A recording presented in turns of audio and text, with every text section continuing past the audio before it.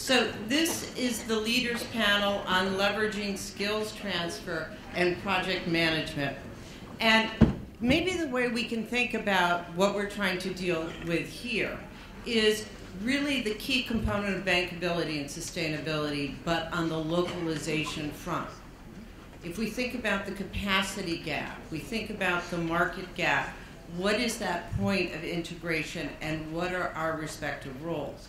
So this panel is going to deal with the challenge of developing practical skills transfer and developing also an understanding of products and services in a world where we need to be climate smart and we need technologies that are focused on sustainability. There's also building an understanding of how you develop demand for your products.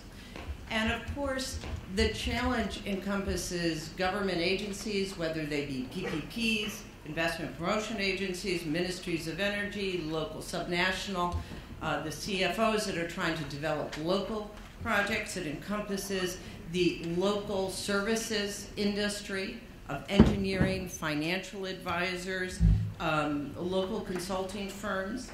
It covers the whole project cycle from the definition of the project to the development and the finance as well as maintenance and of course relating that to very important national development goals of job creation. So we only are going to take 2 questions because we are so behind. So any questions or comments? Or everyone wants to have lunch? Yeah? Is that it?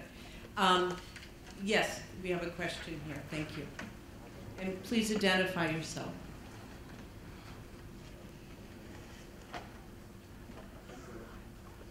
My name is Kotlara Mapani. I just wanted to commend the panelists for giving us these highlights.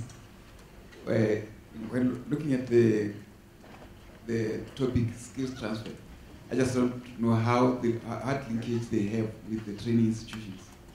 Because we have the skill transfers when we apply, when we implement the projects. But do we have any linkages with training institutions? Or you think of that as a necessity, as a necessary stakeholder in the work that you do? Can I just clarify, is the question for Nassim and Sabine, or? Well, I believe it's for both of them. For both, okay. Thank you very much. Can we quickly respond? Well, if I answer may, I mean, what we do basically as part of training activities would be we also would facilitate training with the FETs. So for instance, with training colleges really to feed into the pipeline of, having engineers, not necessarily only with university degree, but as well if you talk about the South African standard N1 to N6, because it's really important that you also fill the pipeline from the bottom for the people which might not have the chance to finish a matric at that point in time. So in total we have spent about 40 million rand for the training of our own employees, what's about 2.5 times more than the average company in South Africa spent. And we have that specifically as part of our skills development activities, which we do beyond the activities of projects, because that is what I said. What is very important, you have to do development of skills independent of if you have business today, because important that you have it when you need it. And skills and experience you don't build up just for a project right now. And the other part is specifically what I mentioned on the German chamber. We basically cooperate to have a bigger mass of companies which can participate in certain programs to make sure that also later on, when people are finished with a training program, they have a chance to find a job somewhere in the organization, because it's no good if you have done a training and then you can't have a situation that you can actually apply it. So from that point, we really try to make most of it as well from the industrial body. Yes, quick answer. We basically work with not really training institutes, but other key players like EPCs who will take our technology and they will install for the customers. And we have taken some of the EPC companies back to the US and trained them and provided seminars that how we really install our modules in the field. Additionally, we've been working with the Institute of Stellenbosch here in South Africa on some research projects in which they can really take a look at, in terms of invidious condition, the suitability of our technology here in South Africa. So yeah, Okay, one last question here. Thank you. Hi, I'm Paul Thompson, CEO of DRA. We're a smallish engineering company delivering projects throughout Africa and through the rest of the world. And I'd like to address it more from a practical point of view.